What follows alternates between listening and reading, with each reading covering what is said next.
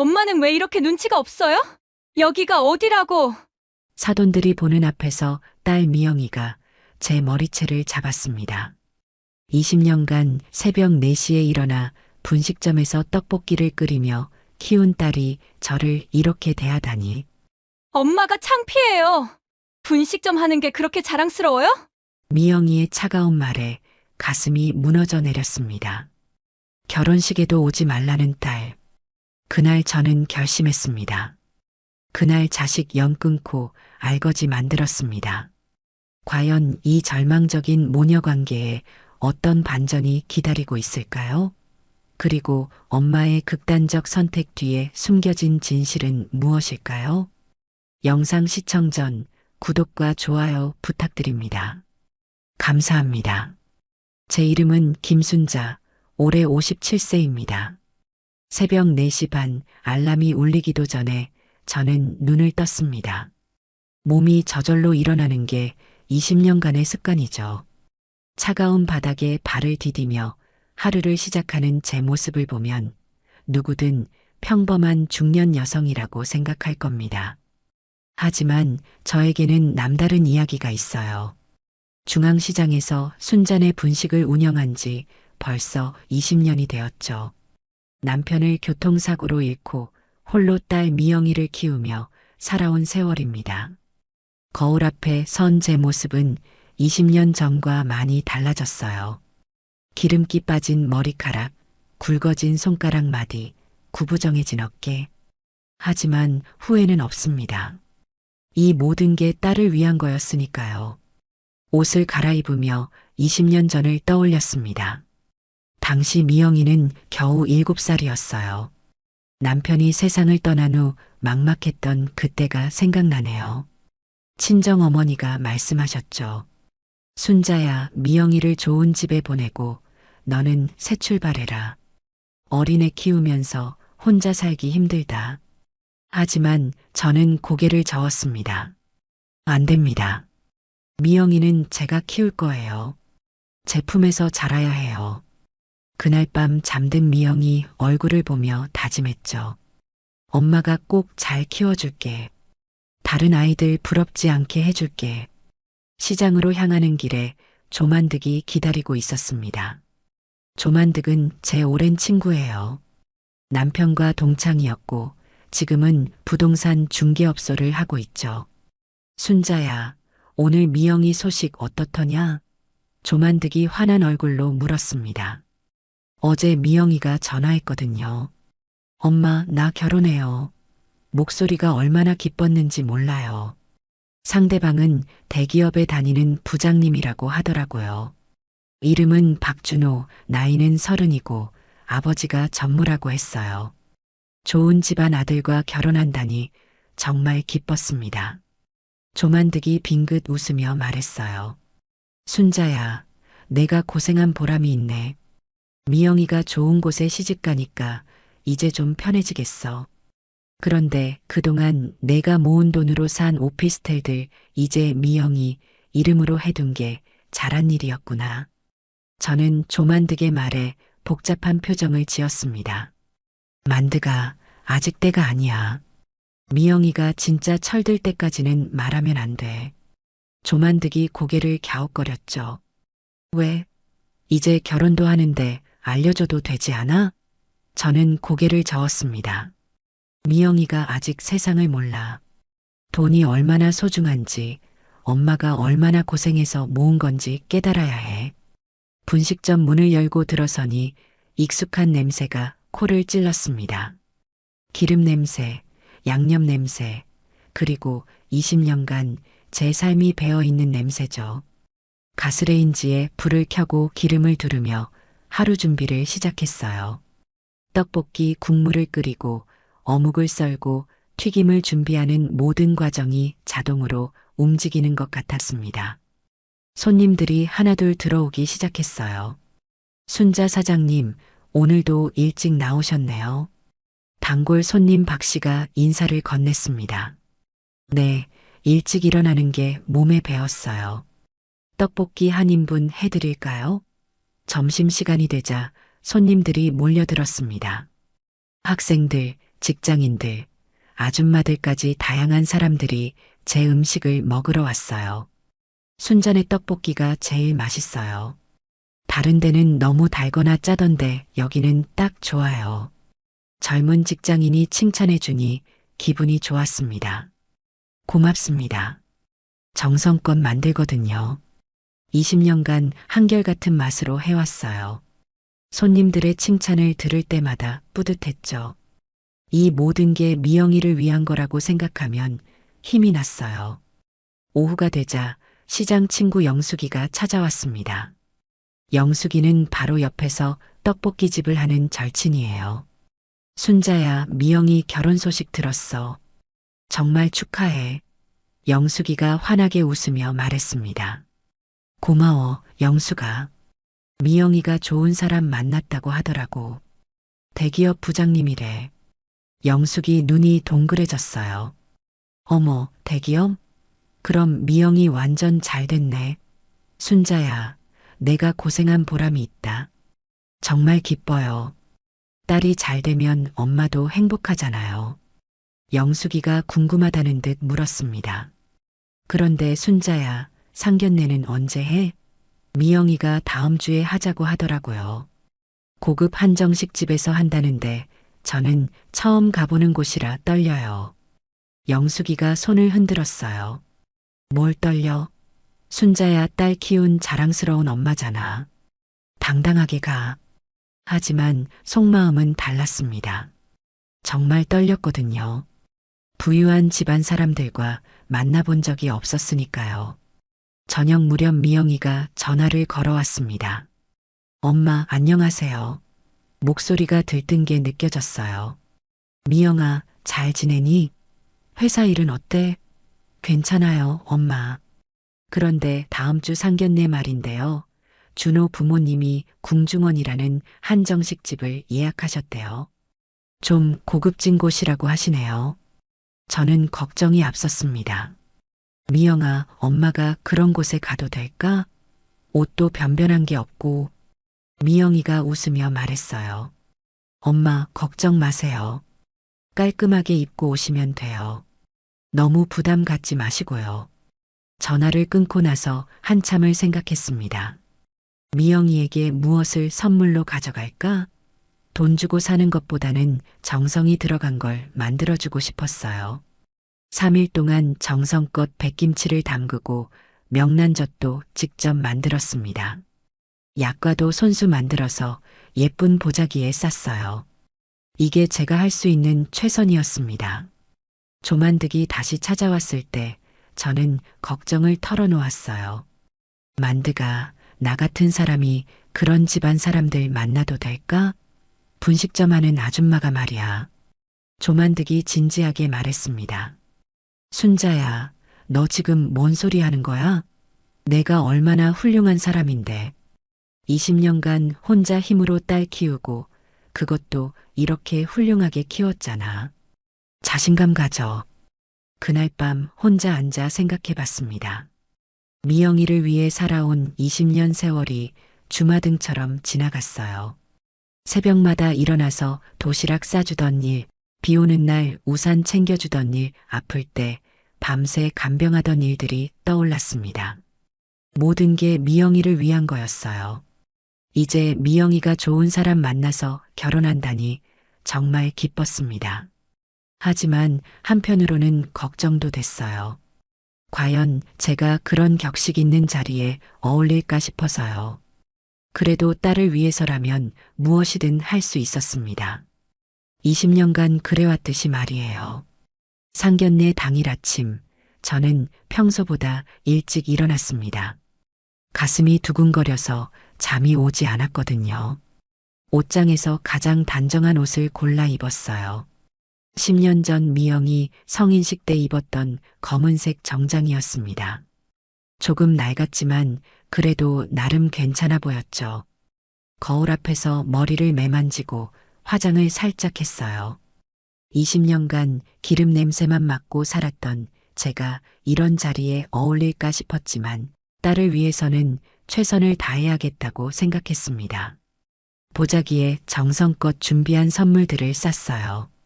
3일 동안 공들여 담근 백김치, 직접 만든 명란젓, 그리고 손수 빚은 약과까지. 이것들이 제가 미영이와 사돈에게 드릴 수 있는 최고의 선물이었습니다.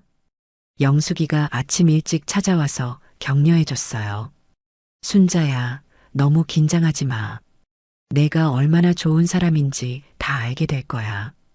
미영이도 엄마 자랑스러워 할 거고. 지하철을 타고 강남으로 향하는 길이 멀게 느껴졌어요. 창밖을 보니 높은 빌딩들이 즐비하고 거리도 깔끔했습니다. 미영이가 앞으로 이런 곳에서 살게 되는구나 싶으니 뿌듯하면서도 한편으로는 괜히 위축되었어요. 궁중원에 도착했을 때 미영이가 입구에서 기다리고 있었습니다. 엄마, 미영이가 반갑게 달려왔지만 제 손에 든 보자기를 보더니 표정이 조금 굳어졌어요. 엄마, 그게 뭐예요? 미영이가 조심스럽게 물었습니다. 선물이야. 내가 좋아하는 백김치랑 명란젓 직접 담갔어. 약과도 만들었고. 미영이가 난처한 표정을 지었어요. 엄마, 여기는 그런 걸 가져오는 곳이 아니에요. 준호 부모님이 좀 부담스러워 하실 텐데. 저는 이해할 수 없었습니다.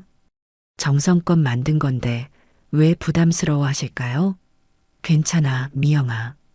정성이 중요한 거지. 좋아하실 거야. 미영이가 한숨을 쉬며 말했어요. 엄마, 제발 조심스럽게 행동해 주세요. 준호 부모님은 격식을 많이 따지시거든요. 저는 고개를 끄덕였지만 마음 한구석이 서운했습니다. 딸이 왜 이렇게 조심스러워 할까요? 어머, 미영아.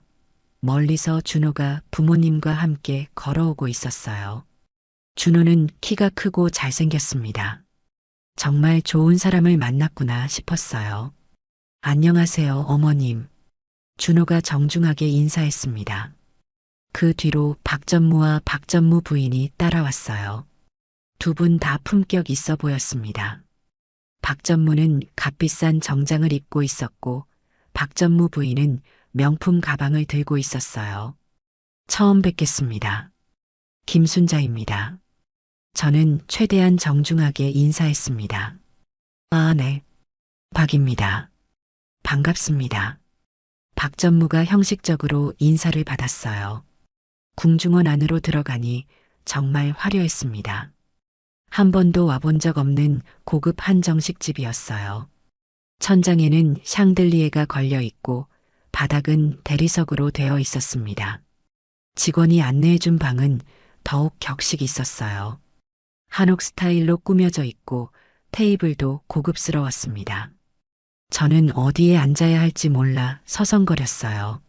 어머님, 여기 앉으세요. 준호가 자리를 안내해줬습니다. 음식이 나오기 시작했어요. 생전 처음 보는 요리들이었습니다. 하나하나가 예술 작품 같았어요. 이런 곳에서 식사해 본 적이 없어서 어떻게 먹어야 할지 몰랐습니다. 미영이가 눈치를 주며 젓가락 사용법을 알려줬어요. 사돈 어른께서는 어떤 일을 하고 계신지요? 박전무가 정중하지만 탐색적인 톤으로 물었습니다. 중앙시장에서 분식점을 하고 있어요. 20년째 운영하고 있습니다. 아, 그러시군요. 박전무와 박전무 부인이 서로 눈빛을 주고받았어요. 그 표정에서 뭔가 실망스럽다는 느낌을 받았습니다. 떡볶이랑 튀김 같은 걸 파시는 거군요. 박전무 부인이 살짝 코웃음을 치며 말했어요. 네, 그렇습니다. 시장에서는 제 떡볶이가 맛있다고 소문났어요. 정성껏 만들거든요. 저는 자랑스럽게 말했지만 상대방 반응은 시큰둥했습니다. 그때 제가 준비해온 선물을 꺼냈어요. 이거 정성껏 준비했습니다. 백김치랑 명란젓, 그리고 약과예요. 직접 만든 거라 맛있을 거예요. 박전무 부인의 얼굴이 순간 굳어졌습니다. 어머나, 정성이 대단하시네요. 하지만 요즘은 위생상 직접 담근 건 잘 안 드시거든요. 특히 저희는 당뇨가 있어서. 그 말을 들은 순간 얼굴이 화끈거렸어요. 미영이가 당황해서 말했습니다. 엄마가 옛날 방식을 좋아하셔서요. 하. 박전무 부인이 어색한 웃음을 지으며 선물을 한쪽으로 밀어뒀어요. 그 모습을 보니 마음이 상했습니다. 3일 동안 정성껏 만든 건데 이렇게 무시당할 줄 몰랐어요. 박전무가 화제를 돌리려고 했습니다. 미영 양이 회사 다닌다고 들었는데 어떤 일을 하나요? 마케팅팀에서 팀장으로 일하고 있어요. 준호가 대신 대답했어요. 아, 그래요. 그런데 결혼 후에는 일을 그만둘 생각이죠? 박전무 부인이 물었습니다. 저는 깜짝 놀랐어요. 미영이가 일을 그만둔다고요? 미영이가 머뭇거리며 대답했습니다. 아직 정확히 정하지는 않았는데, 우리 집안에서는 며느리가 일하는 걸 별로 좋아하지 않거든요. 가정에 충실해야죠. 박전무 부인의 말에 미영이가 고개를 끄덕였어요. 네, 그렇게 하려고요. 식사가 진행되면서 분위기는 점점 어색해졌습니다. 박전무 부부는 서로만 대화하고 저와는 눈도 제대로 마주치지 않았어요. 미영이는 계속 눈치를 보며 긴장하고 있었습니다. 준호만 간간히 저에게 말을 걸어줬지만 그것도 형식적이었어요. 저는 점점 작아지는 기분이었습니다. 이런 자리에 어울리지 않는다는 걸 뼈저리게 느꼈거든요. 박전무 부인이 화장실에 간다며 자리를 비웠을 때 저도 따라 나섰습니다. 그런데 복도에서 박전무 부인이 누군가와 전화하는 소리가 들렸어요. 상견례가 어떻게 됐냐고요? 글쎄요, 좀 실망스럽네요. 분식점을 한다는데 격이 안 맞아요. 게다가 직접 담근 반찬을 가져오셨는데 요즘 누가 그런 걸 먹어요? 위생도 걱정되고. 그 말을 듣고 충격받았습니다.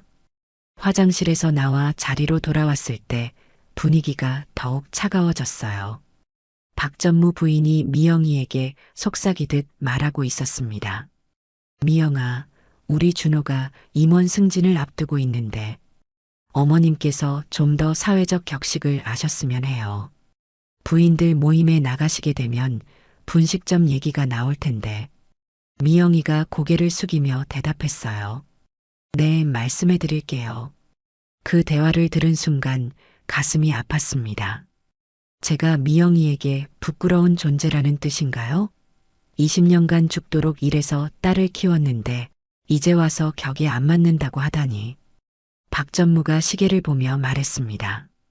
아, 시간이 벌써 이렇게 됐네요. 오늘은 즐거웠습니다. 그렇지만 그의 표정에서는 전혀 즐거워 보이지 않았어요. 네, 오늘 좋은 시간이었습니다. 저도 형식적으로 인사했습니다. 밖으로 나오면서 미영이가 조심스럽게 말했어요. 엄마, 오늘 고생하셨어요. 그런데 다음부터는. 저는 미영이 말을 끊었습니다. 알겠어, 미영아. 엄마가 부족했구나. 미영이가 당황하며 말했어요. 그런 뜻이 아니에요, 엄마. 단지 준호 부모님이 좀 까다로우셔서. 괜찮아. 이해해. 엄마가 더 노력할게. 집으로 돌아오는 지하철 안에서 계속 생각했습니다. 정말 제가 미영이에게 부끄러운 엄마인가요? 분식점을 한다고 해서 격이 떨어지는 건가요? 20년간 정직하게 일해서 딸을 키웠는데 마음이 복잡했어요. 상견례 이후 일주일이 지났지만 여전히 마음이 무거웠습니다. 박전무 부부의 차가운 시선과 미영이의 당황했던 모습이 자꾸 떠올랐어요. 분식점에서 일하면서도 계속 생각했습니다. 정말 제가 미영이에게 부담이 되는 건가요? 영숙이가 위로해줬지만 마음은 편하지 않았어요. 순자야, 너무 신경 쓰지 마. 좋은 사람들이면 내 진가를 알아볼 거야. 하지만 현실은 그렇지 않은 것 같았습니다. 미영이한테서 전화가 왔을 때 가슴이 두근거렸어요. 엄마, 안녕하세요. 목소리가 평소보다 조심스러웠습니다. 미영아, 잘 지내니? 준호 부모님은 어떻게 지내시고? 엄마, 그게 다시 한번 만나자고 하시는데요. 이번에는 좀 더 격식을 갖춘 자리에서요. 저는 당황했어요. 다시 만난다고요? 네, 준호 아버지가 승진하셔서 축하 자리를 만들고 싶다고 하시네요. 가족끼리만 모이자고 하시는데 그 말을 듣고 마음이 복잡해졌습니다. 혹시 저 때문에 문제가 있었던 건 아닐까요? 미영아, 혹시 엄마 때문에? 아니에요, 엄마. 단순히 가족 모임이에요. 하지만 준호 어머니가 부탁하신 게 있어요. 이번에는 좀 더 조심스럽게 행동해 달라고. 그 말을 들으니 기분이 나빠졌습니다. 조심스럽게 행동하라니 제가 뭘 잘못했다는 건가요? 미영이가 계속 말했어요. 엄마, 그리고 이번에는 선물 같은 건 가져오지 마세요. 그냥 깔끔하게 오시면 돼요. 준호 부모님이 부담스러워 하시거든요. 저는 화가 치밀었습니다. 부담스럽다고요? 정성껏 만든 건데 뭐가 부담스럽다는 거죠? 엄마, 제발 이해해 주세요. 준호 집안이 워낙 격식을 따지시거든요. 저희 체면도 있고, 체면이라는 말을 듣고 가슴이 아팠어요. 제가 딸의 체면을 깎는 존재라는 뜻인가요? 모임 날짜는 다음 주 일요일로 정해졌습니다. 이번에는 박전무 댁에서 하기로 했어요. 강남에 있는 고급 아파트라고 했습니다. 미영이가 몇 번이나 당부했어요. 엄마, 이번에는 정말 조심해 주세요. 말도 너무 많이 하지 마시고 분식점 얘기도 되도록 하지 마세요.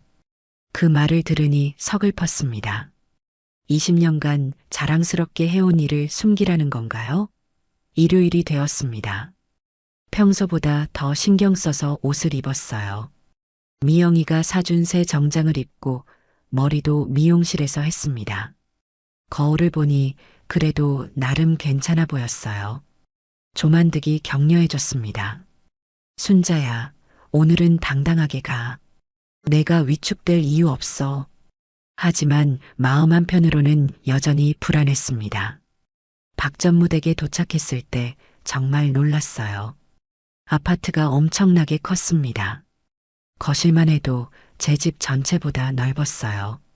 인테리어도 화려하고 가구들도 모두 고급스러웠습니다. 어서 오세요, 어머님.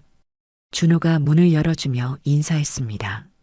안에 들어가니 박전무 부부가 기다리고 있었어요. 오셨군요. 박전무가 형식적으로 인사했습니다. 거실에 앉으니 미영이가 옆에 와서 속삭였어요.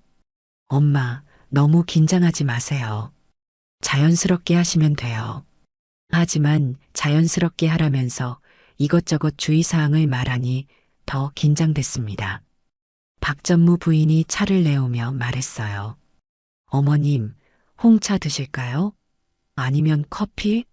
저는 잘 모르겠어서 그냥 아무거나 주세요 라고 했습니다. 그런데 박전무 부인의 표정이 살짝 굳어졌어요. 대화가 시작됐습니다. 박전무가 승진 소식을 알렸어요. 이번에 상무로 승진하게 됐습니다. 축하드려요. 저는 진심으로 축하했습니다. 그런데 박전무 부인이 의미심장하게 말했어요. 이제 사회적 지위가 높아지다 보니 모든 게 조심스러워요. 특히 가족관계도 신경을 써야 하고 그 말의 의미를 알 것 같아서 불편했습니다. 박전무가 본격적으로 이야기를 꺼냈어요. 사실 오늘 어머님을 모신 이유가 있습니다. 준호와 미영양의 결혼을 앞두고 몇 가지 정리할 일이 있어서요. 저는 긴장하며 들었습니다. 먼저 결혼식은 저희 쪽에서 주도적으로 준비하겠습니다. 하객 명단이나 예식장 선정 같은 것들 말이에요. 당연히 저희가 부담하겠습니다. 감사합니다. 제가 고개를 숙였어요. 그런데 박전무 부인이 다음 말을 했을 때 충격을 받았습니다. 그리고 어머님께 부탁드릴 게 있는데요. 결혼식 때 하객들 중에는 저희 회사 임원분들도 많이 오실 예정이에요. 어머님께서도 그에 맞는 격식을 갖춰주셨으면 해요. 격식이라고요? 제가 반문했습니다. 네, 옷차림이나 말씀하시는 것들, 그리고 직업에 관한 이야기는 되도록 하지 않으셨으면. 그 말을 듣고 화가 치밀었습니다. 미영이가 눈치를 주며 말했어요. 엄마, 준호 어머님 말씀이 맞아요. 결혼식이 중요한 자리니까. 저는 참을 수가 없었습니다. 미영아, 엄마가 뭘 잘못했다는 거니? 20년간 정직하게 일해서 너를 키웠는데 그게 부끄러운 일이야? 갑자기 목소리가 커졌어요. 박전무 부부가 당황한 표정을 지었습니다. 어머님, 진정하세요. 우리가 나쁜 뜻으로 하는 말이 아니에요. 박전무가 달래려 했지만 저는 이미 화가 머리끝까지 치밀어 있었습니다. 나쁜 뜻이 아니라고요? 그럼 뭐예요? 분식점 한다고 해서 사람 취급 안 하는 거예요? 박전무 부인이 얼굴을 찌푸렸어요. 어머님 말씀을 너무 거칠게 하시는 것 같은데요. 그때 미영이가 벌떡 일어났습니다. 엄마, 제발 그만해요. 얼굴이 새빨갛게 달아올라 있었어요. 준호 부모님 앞에서 왜 이래요? 창피해서 어떻게 살겠어요? 그 말을 듣고 더욱 화가 났습니다. 창피하다고? 엄마가 창피해? 미영아, 그게 무슨 소리니? 그래, 엄마가 창피해요. 분식점 하는 게 그렇게 자랑스러워요? 맨날 분식점, 분식점. 그 순간 미영이가 제 쪽으로 다가오더니 갑자기 제 머리채를 잡았습니다. 순간 세상이 빙글 돌았어요. 엄마는 왜 이렇게 눈치가 없어요? 여기가 어디라고. 사돈들 앞에서 쪽팔리게. 미영이의 손에 제 머리카락이 잡혀 있었습니다. 20년간 키운 딸이 제 머리채를 잡고 있었어요. 사돈들이 보는 앞에서 말이에요. 박전무 부부는 충격에 말을 잇지 못하고 있었습니다. 어머, 이럴 수가. 박전무 부인이 중얼거렸어요. 준호도 당황해서 어쩔 줄 몰라 했습니다. 미영아, 뭐 하는 거야? 그제야 미영이가 정신을 차리고 손을 놓았습니다. 저는 머리를 매만지며 미영이를 쳐다봤어요. 딸의 눈에는 분노와 원망이 가득했습니다. 전혀 죄책감은 없어 보였어요. 그 순간 저는 깨달았습니다. 이 아이가 저를 얼마나 부끄러워하는지를요. 20년간 모든 걸 바쳐 키운 딸이 사돈들 앞에서 제 머리채를 잡을 정도로 저를 혐오하고 있었던 거예요. 가슴이 철렁 내려앉았습니다. 이제 정말 끝이구나 싶었어요. 미영이와 저 사이의 모든 것이 끝났다고 느꼈습니다. 저는 말없이 일어나 집을 나섰습니다. 뒤에서 미영이가 뭔가 말하는 소리가 들렸지만 돌아보지 않았어요. 집으로 돌아오는 길이 끝없이 멀게 느껴졌습니다. 지하철에서 사람들이 저를 쳐다보는 것 같았어요. 머리가 헝클어진 채로 앉아 있으니 초라해 보였을 거예요. 창밖을 보면서 계속 생각했습니다. 정말 이게 맞나? 20년간 키운 딸이 제 머리채를 잡다니. 가슴이 너무 아팠어요. 집에 도착해서 거울을 보니 머리카락이 몇 가닥 뽑혀 있었습니다. 딸의 손에 의해서 말이에요. 영숙이가 달려왔습니다. 순자야, 무슨 일이야? 얼굴이 왜 그래? 저는 오늘 있었던 일을 털어놓았어요. 영숙이가 듣더니 화를 냈습니다. 미영이가 미쳤나? 어떻게 엄마한테 그럴 수가 있어? 사돈들 앞에서 머리채를 잡다니. 말도 안 돼. 하지만 저는 오히려 담담했어요. 이제 정말 끝이구나 싶었거든요. 미영이가 저를 얼마나 부끄러워하는지 확실히 알게 됐으니까요. 그날 밤 잠이 오지 않았습니다. 계속 생각해 봤어요. 정말 제가 잘못 살아온 건가? 분식점을 하는 게 그렇게 부끄러운 일인가? 20년간 새벽 4시에 일어나서 밤늦게까지 일했는데 미영이 교육비, 생활비 모두 그 돈으로 됐는데 그게 그렇게 창피한 일이었나요? 새벽이 되어서야 잠이 들었습니다. 다음 날 아침 조만득이 찾아왔어요. 순자야, 어제 일 들었어. 영숙이한테서. 정말 화가 나더라고. 조만득도 화가 나 있었습니다. 만드가, 이제 정말 끝인 것 같아. 미영이가 저를 그렇게 부끄러워하는데. 조만득이 고개를 저었어요. 순자야, 너 그런 소리 하지 마. 미영이가 지금은 철이 없어서 그래. 언젠가는 깨달을 거야. 하지만 저는 확신이 안 섰어요. 조만득이 진지하게 말했습니다. 순자야, 이제 미영이한테 진실을 말해줄 때가 온 것 같아.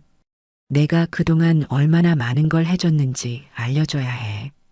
강남 오피스텔 3채, 시장 상가 건물 2채, 총 자산이 50억이 넘는다고. 전부 내 돈이잖아. 저는 고개를 저었어요. 아직 때가 아니야. 미영이가 진짜 철들 때까지는. 하지만 조만득은 다르게 생각했습니다. 언제까지 숨길 거야? 미영이가 이렇게 무시하는데 아직도? 순자야, 내가 너무 착해서 문제야. 미영이한테 현실을 보여줘야 해. 내가 얼마나 대단한 사람인지 말이야. 조만득의 말을 들으며 생각해 봤어요. 정말 미영이에게 말해야 할까요?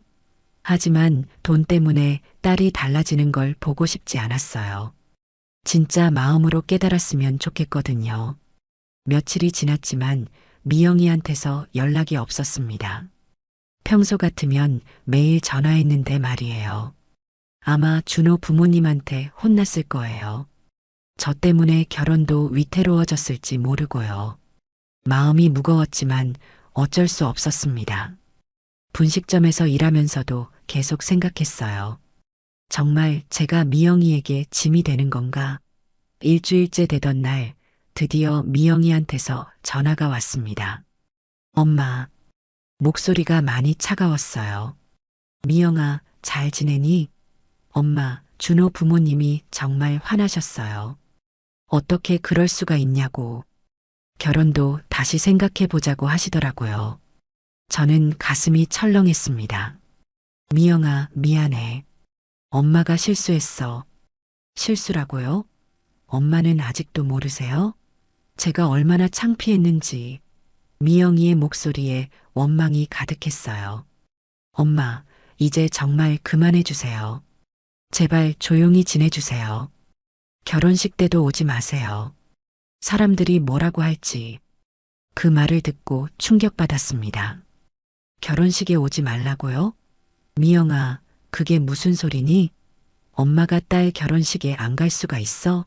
오시면 더 문제가 될 거예요. 준호 부모님도 그러시고. 전화가 끊어졌습니다. 그날 밤 정말 힘들었어요. 딸의 결혼식에도 가지 말라는데 이보다 더 서러운 일이 있을까요? 영숙이가 와서 위로해줬지만 소용없었어요. 순자야, 미영이가 너무 심하다. 어떻게 엄마한테 그럴 수가 있어? 하지만 저는 이미 마음을 정했습니다. 이제 진짜 미영이를 내려놓을 때가 온 것 같았어요. 조만득이 다시 찾아왔을 때 저는 결심을 말했습니다. 만드가, 이제 모든 재산을 회수하고 싶어. 미영이 명의로 해둔 것들 전부 내 이름으로 돌려받을래. 조만득이 놀랐어요. 순자야, 정말이야? 정말 그럴 거야? 네, 결정했어요. 미영이가 저를 그렇게 부끄러워한다면 정말 아무것도 없는 사람이 되어보라고 해야겠어요. 그래야 깨달을 거예요. 조만득이 걱정했습니다. 순자야, 그래도 내 딸인데 너무 심한 거 아니야? 심하다고요? 만드가, 미영이가 제 머리채를 잡았어요. 사돈들 앞에서요. 그것도 부족해서 결혼식에도 오지 말라고 하고. 이제 진짜 끝이에요. 제가 해줄 수 있는 마지막 교육이에요. 조만득이 한숨을 쉬었지만 더 이상 말리지 않았어요. 다음 날 최 변호사 사무실에 갔습니다. 조만득이 소개해준 변호사였어요. 변호사님, 제 재산을 회수하고 싶습니다. 딸 명의로 해둔 모든 부동산을 다시 제 이름으로 돌려받고 싶어요. 최 변호사가 서류를 확인했어요. 강남 오피스텔 3채, 시장 상가 건물 2채, 모두 김순자님 자금으로 매입하고 김미영님 명의로 신탁해둔 거네요. 법적으로는 문제 없습니다. 언제든 회수 가능해요. 절차는 생각보다 간단했습니다. 모든 부동산이 제 돈으로 산 거라 증빙 서류도 완벽했어요. 20년간 분식점에서 번 돈을 차곡차곡 모아서 투자한 거였거든요. 변호사님, 며칠 안에 처리될까요? 일주일이면 모든 절차가 끝납니다. 김미영님한테도 통지가 갈 거고요. 좋습니다. 빨리 처리해 주세요. 조만득이 마지막으로 물었어요. 순자야, 정말 후회 안 할 거지? 미영이가 얼마나 놀랄까? 후회요? 제가 후회할 게 뭐 있어요? 20년간 모든 걸 바쳐서 키웠는데 머리채를 잡히고 결혼식에도 오지 말라고 하는데 이제 진짜 어떤 게 소중한지 배워야죠. 그날 밤 서류에 도장을 찍으면서 마음이 편해졌어요. 이제 정말 끝이구나 싶었거든요. 며칠 후 영숙이가 달려왔습니다. 순자야, 미영이한테서 전화 왔더라. 아직 안 왔어. 아마 곧 올 거야. 오피스텔들 소유권 이전 통지서가 나갔을 거거든. 영숙이가 걱정스러운 표정을 지었어요. 순자야, 정말 괜찮을까? 미영이가 얼마나 놀랄까? 놀라야죠. 그래야 정신을 차릴 거예요. 저는 담담하게 대답했습니다. 그날 오후 예상대로 미영이한테서 전화가 왔어요. 엄마, 이게 뭐예요? 목소리가 다급했습니다. 뭐가 뭐냐? 은행에서 연락 왔는데 제 이름으로 된 오피스텔들이 모두 소유권 이전됐다고 해요. 엄마가 한 거예요? 그래, 내가 했어. 뭐가 문제니? 엄마 미쳤어요? 저 결혼하는데 어떻게 이런 짓을 해요? 저는 차갑게 대답했습니다. 결혼? 내가 어미 머리채 잡을 때 생각했어야지. 그리고 결혼식에도 오지 말라고 했잖아. 그럼 내가 왜 내 재산을 챙겨줘야 해? 엄마, 그건 그렇고 이건 이렇잖아요. 오피스텔이 없으면 저희가 어떻게 살아요? 그건 내가 알아서 해. 내 돈으로 산 거니까 내가 가져간 거야. 문제 있어? 미영이가 울면서 말했어요. 엄마, 제발요. 준호 부모님한테 뭐라고 해요? 집도 없는 여자랑 결혼하라고요? 그건 내가 준호한테 말해. 엄마가 분식점에서 20년간 번 돈으로 산 거라고. 내가 그렇게 부끄러워하는 그 돈으로 말이야. 전화를 끊었습니다. 가슴이 아팠지만 이제 돌이킬 수 없었어요. 미영이가 진정으로 깨달을 때까지는 절대 물러서지 않을 거예요. 재산 회수 소식이 전해진 후 미영이는 며칠간 연락이 없었습니다. 아마 충격이 컸을 거예요. 20년간 모르고 살았던 엄청난 재산이 하루아침에 사라졌으니까요. 저는 분식점에서 평소와 다름없이 일했어요. 손님들은 제가 50억 자산가인 줄 꿈에도 모르겠죠. 그저 평범한 분식점 아줌마로만 보일 거예요. 영숙이가 걱정했습니다. 순자야, 미영이한테서 연락 없어? 너무 충격받았나 봐. 저는 대수롭지 않게 답했어요. 언젠가는 연락 올 거야. 조만득이 찾아와서 상황을 알려줬습니다. 순자야, 미영이가 은행에서 대출 신청했다가 거절당했다더라. 담보로 잡힌 오피스텔들이 모두 내 이름으로 바뀌어서 그럴 줄 알았어요. 미영이는 그 오피스텔들을 담보로 대출을 받아서 생활했을 거예요. 이제 그게 다 막힌 거죠. 준호한테는 뭐라고 했을까? 조만득이 궁금해했어요. 아마 아직 말 못했을 거야. 말할 수가 있겠어? 며칠 후 준호한테서 뜻밖의 전화가 왔습니다. 어머님, 안녕하세요. 준호였어요. 목소리가 어색했습니다. 준호야, 무슨 일이니? 그게 미영이가 요즘 이상해요. 계속 우울해하고 무슨 걱정이 있는 것 같은데. 혹시 어머님이 아시는 게 있으신가요? 저는 잠깐 망설였어요. 준호에게 진실을 말해야 할까요? 아니면 미영이가 직접 말할 때까지 기다려야 할까요? 글쎄, 나도 잘 모르겠어. 미영이한테 직접 물어봐. 어머님, 그리고 저희 결혼 준비하면서 미영이가 자꾸 돈 걱정을 해요. 오피스텔 임대료 같은 것도 밀렸다고 하고. 혹시 집안에 무슨 문제라도 있는 건가요? 준호의 말을 듣고 미영이 상황이 어떤지 짐작할 수 있었어요. 이미 경제적으로 어려워지기 시작한 거죠. 그것도 미영이한테 물어봐. 내가 뭘 알겠니? 준호가 당황한 것 같았어요. 네, 알겠습니다. 그런데 어머님, 저희 부모님이 다시 한번 만나자고 하시는데 이번에는 조용히 가족 식사나 하면서요. 제가 거절했습니다. 미안하지만 나는 바빠서 못 나가겠어. 준호가 실망한 목소리로 전화를 끊었어요. 일주일 후 드디어 미영이한테서 전화가 왔습니다. 엄마, 목소리가 많이 지쳐 있었어요. 미영아, 지금까지 뭐 했니? 엄마, 준호한테 어떻게 말해요? 갑자기 집도 없어지고 결혼 준비는 어떻게 해요? 그건 내가 알아서 해야지. 내가 왜 신경 써? 엄마, 제발요. 다시 돌려주세요. 제가 잘못했으니까. 잘못했다고? 뭘 잘못했는데?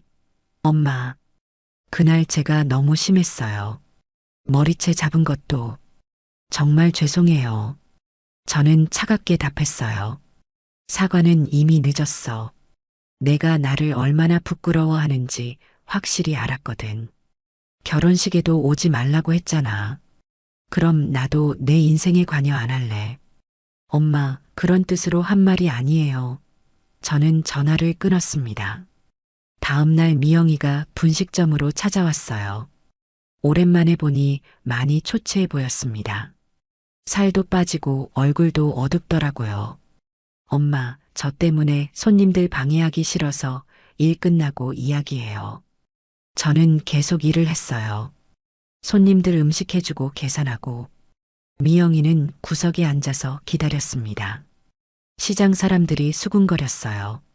저게 순자네 딸이야? 많이 변했네. 예전에는 그렇게 거만하던데. 저녁 시간이 되어서야 문을 닫았습니다. 미영이가 다가와서 말했어요. 엄마, 정말 죄송해요. 제가 너무 철없었어요. 다시 기회를 주세요. 기회를 달라고? 내가 나한테 기회를 줘야지. 결혼식에 참석할 기회 말이야. 엄마, 그건 준호 부모님이 아직 화나 계셔서. 아직도 그 소리 하니? 내가 나를 부끄러워하는데 내가 왜 내 결혼식에 가야 해? 미영이가 눈물을 흘렸어요. 엄마, 저 정말 후회하고 있어요. 오피스텔만 다시 돌려주세요. 그럼 준호한테도 설명할 수 있고. 설명? 뭘 설명해? 내 엄마가 분식점에서 20년간 번 돈으로 산 거라고? 내가 그렇게 부끄러워하는 그 돈으로? 미영이가 말문이 막혔어요. 정말로 준호에게 뭐라고 설명할지 모르겠다는 표정이었거든요. 그럼 이렇게 해볼까? 내가 준호 부모님 앞에서 사과해.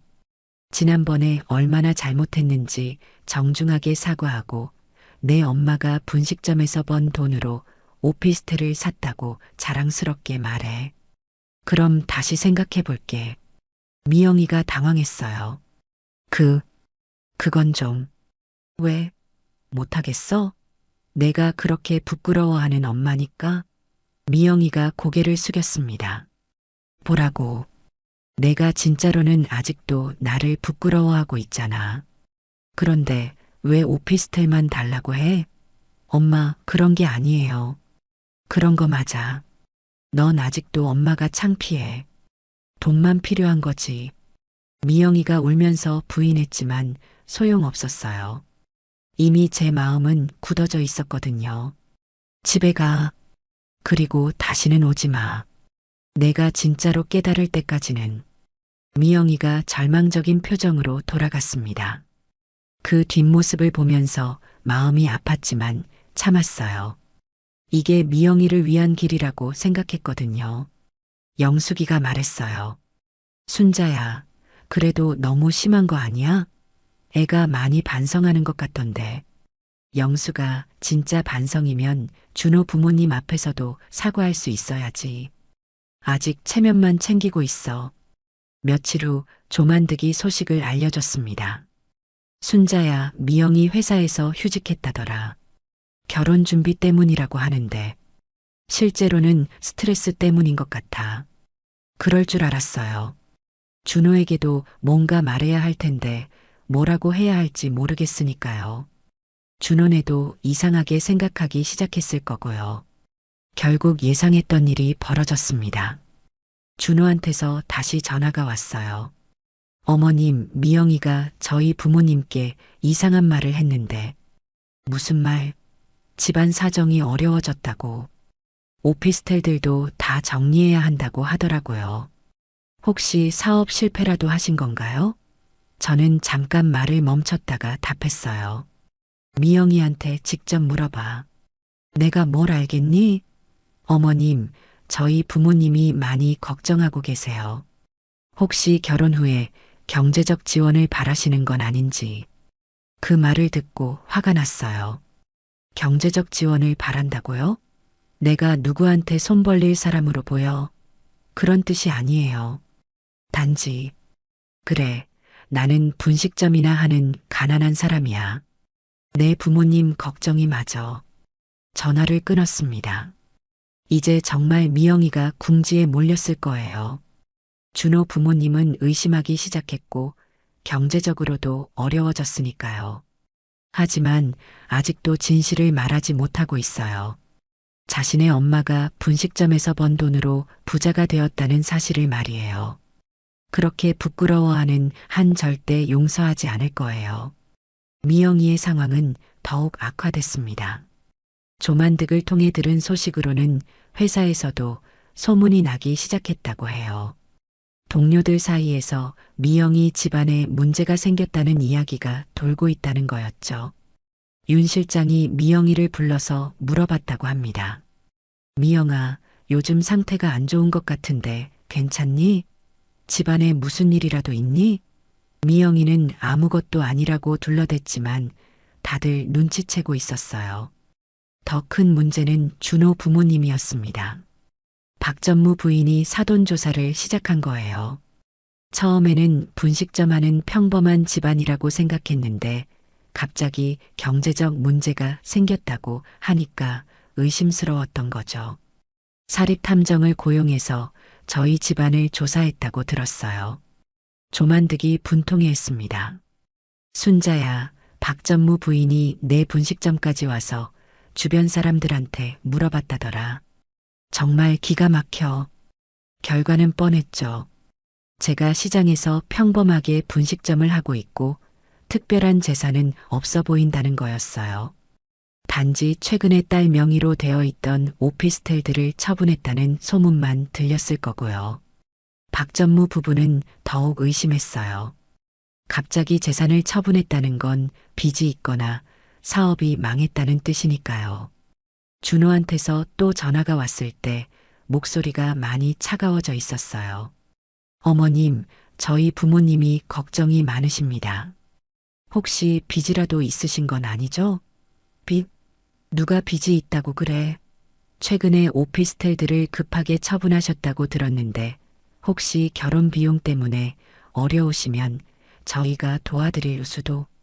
그 말을 듣고 기가 막혔어요. 도와주겠다고요? 내가 누구한테 도움받을 사람으로 보여? 나는 20년간 혼자 힘으로 살아왔어. 빚도 없고 누구한테 패 끼친 적도 없고. 어머님, 화내실 필요 없어요. 단지 확인해 보려고. 확인? 뭘 확인해? 내가 사기꾼인지. 전화를 끊었습니다. 정말 화가 났어요. 제가 뭔가 숨기고 있는 사람처럼 의심하다니요. 며칠 후 결정적인 일이 벌어졌습니다. 박전무가 직접 분식점으로 찾아온 거예요. 처음 보는 고급 정장을 입은 남자가 들어오더니 저를 찾았어요. 김순자 씨 맞으신가요? 네, 그런데 누구세요? 준호 아버지입니다. 박전무였어요. 손님들이 다 쳐다보는 가운데 그가 말했어요. 잠깐 이야기 좀 할 수 있을까요? 밖으로 나와서 박전무가 본격적으로 이야기를 꺼냈어요. 김순자 씨, 솔직히 말씀드리겠습니다. 저희 집안은 사회적 지위가 있습니다. 준호도 승진을 앞두고 있고요. 그런데 사돈댁에 경제적 문제가 있다면 저는 그 말을 끊었어요. 경제적 문제요? 어떤 문제 말씀이세요? 최근에 부동산을 처분하신 것도 그렇고 혹시 보증을 잘못 써셨거나. 제가 웃었어요. 부동산 처분한 게 문제라고요? 그건 제 마음이죠. 팔고 싶어서 판 건데. 하지만 박전무는 믿지 않는 표정이었어요. 김순자 씨, 우리 서로 솔직하게 이야기합시다. 결혼 후에 경제적 지원을 바라시는 거 아닌가요? 그래서 급하게 처분하신 거고. 그 말을 듣고 정말 화가 치밀었어요. 경제적 지원을 바란다고요? 박전무 씨, 제대로 조사해 보세요. 나한테 빚이 있는지 없는지, 누구한테 돈 빌린 적 있는지 없는지, 20년간 이 분식점 하나로 딸 키우고 대학 보내고 다 했어요. 누구 도움 안 받고. 박전무가 어이없다는 표정을 지었어요. 그럼 왜 갑자기 오피스텔들을. 그건 제 사정이에요. 당신이 알 필요 없어요. 박전무가 돌아갔지만 표정이 좋지 않았어요. 그날 저녁 준호한테서 전화가 왔어요. 어머님, 저희 아버지가 다녀가셨다고 들었는데. 그러게. 와서 이상한 소리 하고 갔더라. 어머님, 죄송합니다. 아버지가 실례를. 실례라고요? 내가 사기꾼 취급받은 건 실례가 아니고 미영이와 결혼하기 싫으면 솔직히 말해요. 그렇게 의심하면서 뭘 어쩌자는 거예요? 준호가 당황해서 말했어요. 그런 뜻이 아니에요, 어머님. 단지 저희 부모님이 걱정하셔서. 걱정? 뭘 걱정해? 내가 돈 달라고 할까봐? 아니면 빚쟁이들이 찾아올까봐? 어머님. 좋아. 내 부모님 걱정 안 하게 해줄게. 미영이한테 말해. 결혼 취소하자고. 어머님 그런. 전화를 끊었습니다. 이제 정말 끝이구나 싶었어요.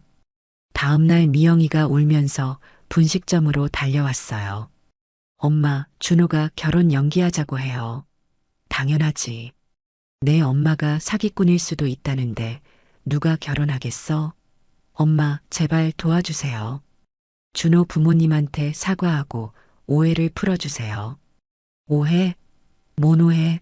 내가 분식점 하는 거 맞고 내가 날 부끄러워하는 것도 맞잖아. 엄마, 제발이요. 오피스텔만 다시 돌려주세요. 그럼 준호한테 설명할 수 있어요. 저는 고개를 저었어요. 안 돼. 내가 진짜로 뉘우칠 때까지는 절대 안 돼. 미영이가 절망적인 표정으로 돌아갔어요. 며칠 후 조만득이 소식을 전해줬습니다. 순자야, 미영이 결혼 완전히 취소됐다더라. 박전무 부부가 아예 만나기도 싫어한다고. 예상했던 일이었어요. 또 일주일 후에는 더 충격적인 소식이 들려왔어요. 미영이가 회사도 그만뒀다는 거였어요. 윤 실장이 조만득한테 연락해서 알려준 거였죠. 미영이가 스트레스로 일을 제대로 못하겠다고 사표를 냈다고. 이제 정말 모든 걸 잃었구나 싶었습니다. 집도 없고 결혼도 취소되고 직장도 그만뒀으니까요. 영숙이가 걱정했어요. 순자야, 그래도 너무 심한 거 아니야?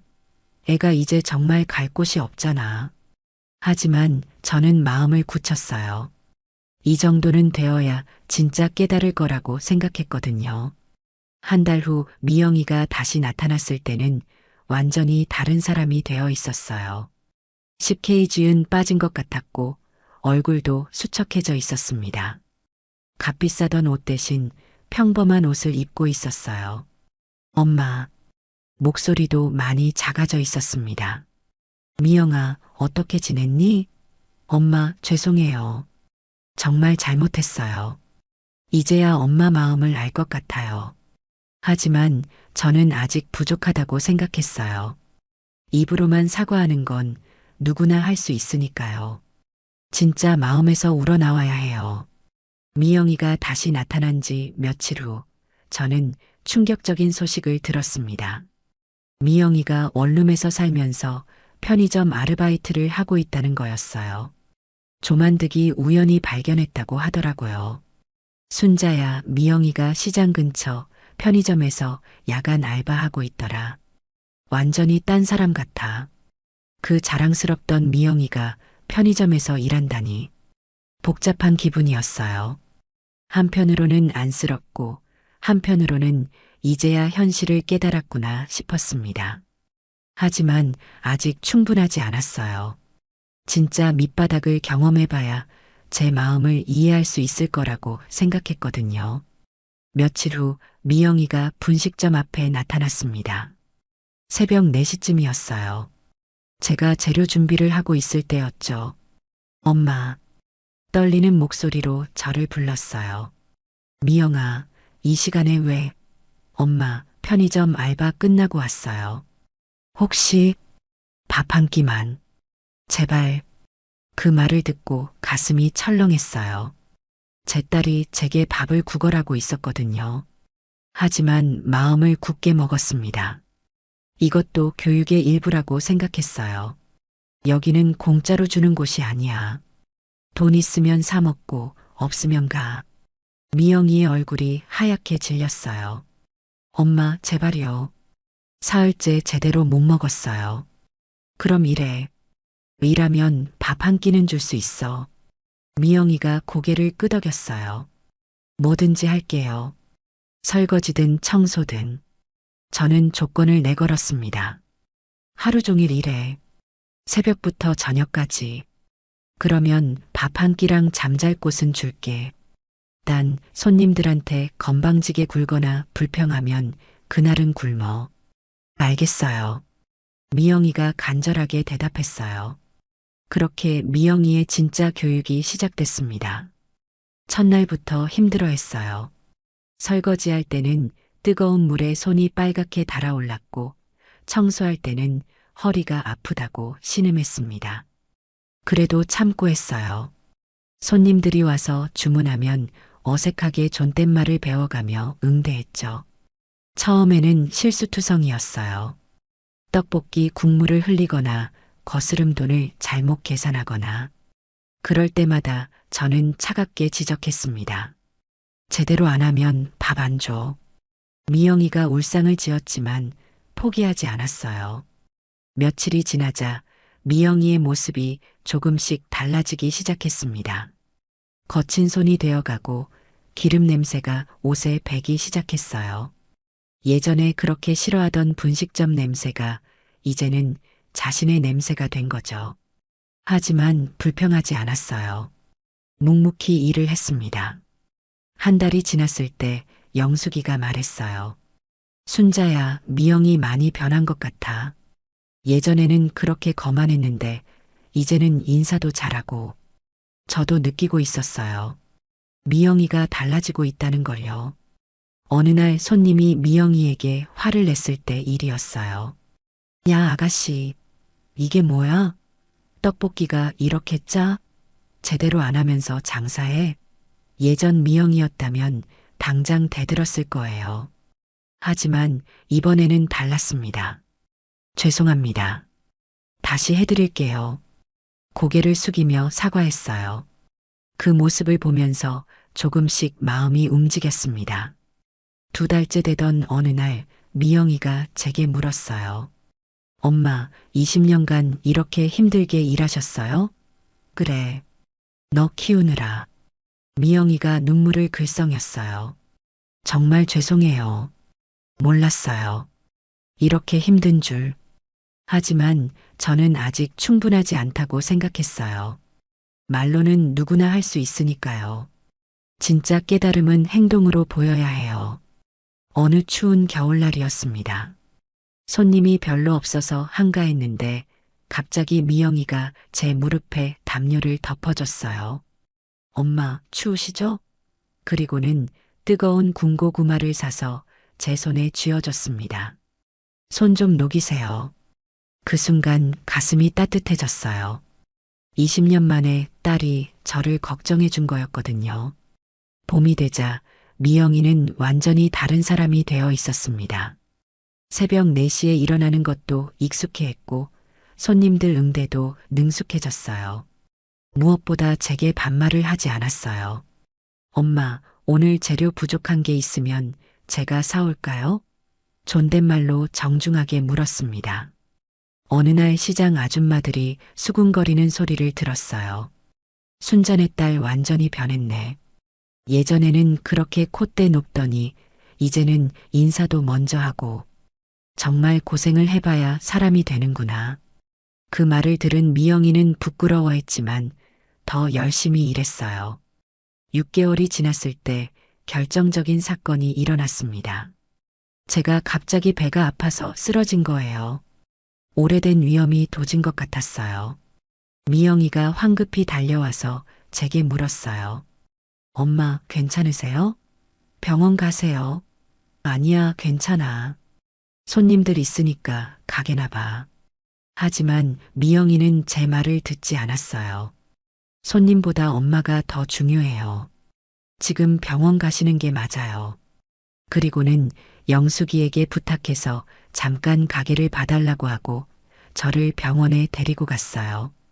병원에서 링거를 맞으면서 미영이가 제 손을 잡고 있었어요. 엄마, 많이 아프세요? 제가 더 잘할게요. 엄마가 아프지 않게. 그 말을 들으면서 눈물이 날 것 같았어요. 이제야 진짜 제 딸이 돌아온 것 같았거든요. 병원에서 돌아와서 미영이가 말했어요. 엄마, 제가 죽을 끓여드릴게요. 위에 좋은 걸로. 평생 처음 딸이 저를 위해 음식을 만들어준다고 했어요. 서툴렀지만 정성이 느껴졌습니다. 엄마, 맛있어요? 응, 맛있어. 고마워. 그 순간 정말 행복했어요. 어느 날 저녁 미영이가 조심스럽게 물었어요. 엄마, 제가 이렇게 일한 지 6개월이 됐는데 혹시 이제 용서해 주실 수 있을까요? 저는 잠깐 생각해 봤어요. 정말 미영이가 변했을까? 진심으로 뉘우치고 있을까? 미영아, 내가 진짜 변했는지 마지막으로 확인하고 싶어. 뭔가요? 준호 부모님한테 가서 사과해. 내가 그날 얼마나 잘못했는지, 그리고 내 엄마가 분식점에서 번 돈으로 오피스텔을 샀다는 걸 자랑스럽게 말해. 그럼 용서해 줄게. 미영이가 잠시 망설였어요.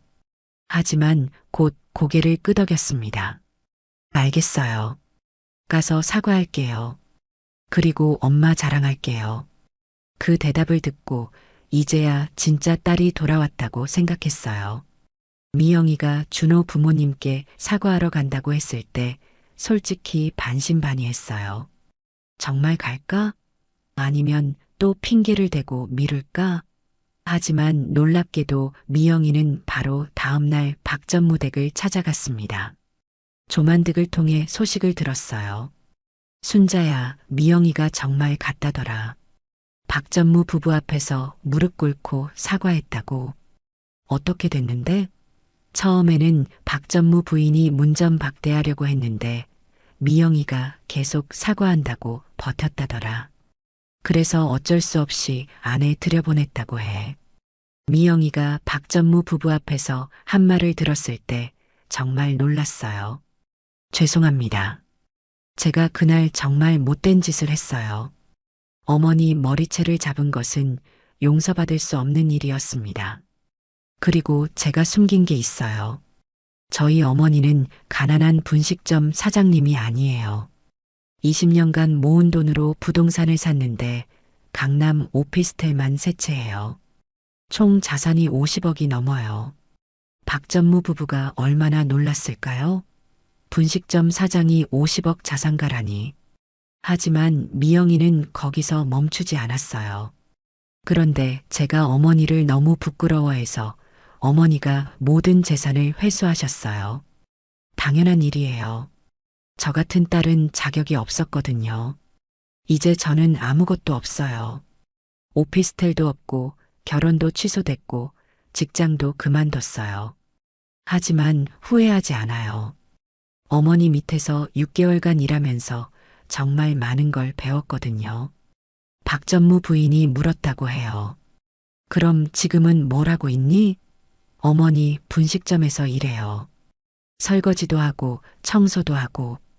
처음에는 정말 힘들었는데 이제는 괜찮아요. 어머니가 20년간 얼마나 고생하셨는지 알겠더라고요. 그 이야기를 듣고 박전무 부부도 충격받았을 거예요. 자신들이 완전히 잘못 판단했다는 걸 깨달았을 테니까요. 며칠 후 박전무가 직접 분식점을 찾아왔어요.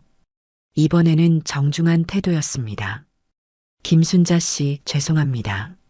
제가 완전히 오해했네요. 미영양한테 들었습니다. 정말 대단하신 분이시네요. 저는 별로 기분이 좋지 않았어요. 지금 와서 알아봐야 뭐해요? 박전무가 계속 사과했어요. 정말 죄송합니다. 제가 편견을 가지고 있었어요. 분식점을 한다고 해서 평범한 분이라고 생각했는데 그런 게 문제가 아니에요. 분식점을 한다고 해서 사람을 무시한 게 문제죠. 박전무가 할 말이 없었던 것 같아요. 그냥 고개만 숙이고 있더라고요. 그런데 정말 놀라운 일이 벌어졌습니다. 준호가 미영이에게 다시 만나자고 한 거예요. 조만득이 소식을 전해줬어요. 순자야, 준호가 미영이한테 프로포즈 했다더라. 이번에는 진짜로. 뭐라고? 응, 미영이가 이렇게 변한 모습을 보고 감동받았나 봐. 자기도 잘못 생각했었다면서. 하지만 미영이의 대답이 더 놀라웠어요. 준호 씨, 고마워요. 하지만 저는 이제 다른 삶을 살고 싶어요. 어머니 곁에서 어머니 일을 도우면서 살고 싶어요. 그게 제가 해야 할 일인 것 같아요. 그 말을 들었을 때 가슴이 뭉클했어요. 미영이가 정말로 변했구나 싶었거든요. 돈이나 결혼보다 가족이 더 소중하다는 걸 깨달은 거죠. 그날 저녁 미영이가 조심스럽게 물었어요. 엄마, 제가 준호 씨 만나는 거 거절한 거 괜찮죠? 응, 잘했어. 내 마음이 중요한 거야. 엄마, 그럼 이제 정말 용서해 주실 거예요? 저는 미영이를 꼭 안아줬어요. 6개월 만에 처음으로요.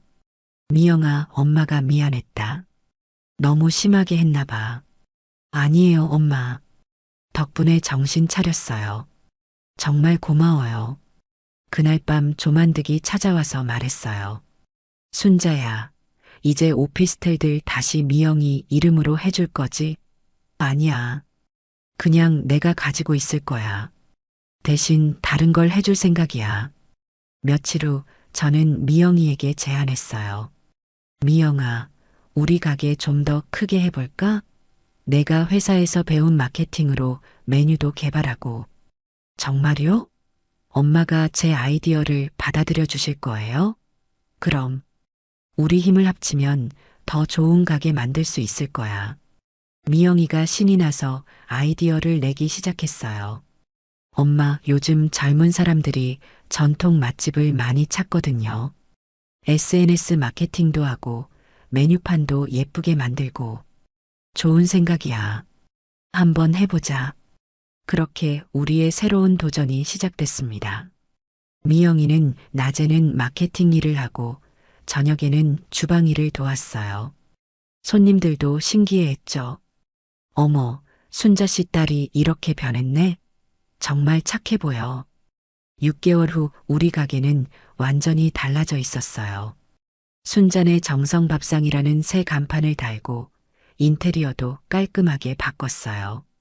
미영이가 만든 메뉴판은 정말 예뻤고 SNS에 올린 사진들도 반응이 좋았어요. 젊은 손님들이 많이 찾아오기 시작했어요. 여기 떡볶이 정말 맛있다고 소문났어요. 사장님이 직접 만드시는 거죠? 네, 20년간 한결같은 맛으로 만들고 있어요. 미영이가 자신있게 대답했어요. 어느 날 영숙이가 감탄했어요. 순자야, 정말 대박났네. 손님이 예전보다 몇 배야? 미영이 아이디어가 정말 좋았어. 매출도 5배 이상 늘었어요. 하지만 더 중요한 건 미영이와의 관계였죠. 이제 우리는 진짜 가족이 된 것 같았어요. 어느 저녁 미영이가 제 어깨를 주물러주며 말했어요. 엄마, 수고하셨어요. 오늘도 맛있는 음식 많이 만드셨네요. 고마워, 미영아. 너도 수고했어. 엄마, 저 정말 행복해요. 돈 많이 벌 때보다 지금이 훨씬 좋아요. 나도 그래. 우리 함께 있으니까. 조만득이 놀라며 말했어요. 순자야, 내가 정말 현명했구나. 미영이를 완전히 바꿔놨잖아. 어떻게 그런 생각을 했어? 만드가, 나는 미영이를 버린 게 아니야. 잠시 길을 가르쳐 준 거야. 진짜 소중한 게 뭔지 알려주고 싶었어. 1년 후 우리 가게는 지역 맛집으로 유명해졌어요. TV 프로그램에도 나오고 맛집 블로그에도 소개됐죠. 하지만 가장 뿌듯한 건 미영이의 변화였어요. 이제는 정말 자랑스러운 딸이 되었거든요. 어느 날 미영이가 말했어요. 엄마, 제가 준호와 결혼했다면 지금처럼 행복하지 못했을 거예요. 진짜 소중한 게 뭔지 모르고 살았을 테니까. 그래, 미영아. 진짜 부자는 돈 많은 사람이 아니야. 서로 사랑하고 이해하며 함께 밥 먹을 수 있는 가족이 있는 사람이 진짜 부자야. 사람들이 저에게 묻습니다. 어떻게 딸을 다시 받아줄 수 있었냐고. 그럼 저는 이렇게 말해요. 진짜 사랑은 때로는 아프게 하는 거라고. 자식은 키우는 게 아니라 기다려주는 거라고. 그리고 가장 중요한 건 돈보다 소중한 게 가족이라는 걸 가르쳐 주는 거라고요. 지금 우리는 정말 행복합니다. 매일 함께 일하고, 함께 밥 먹고, 함께 웃으며 살고 있어요. 이보다 더 큰 부자가 어디 있을까요? 오늘 이야기가 좋으셨다면 구독과 댓글, 알람 설정 잊지 마시고 소중한 댓글 하나가 정말 큰 힘이 됩니다. 시청해 주셔서 진심으로 감사드립니다.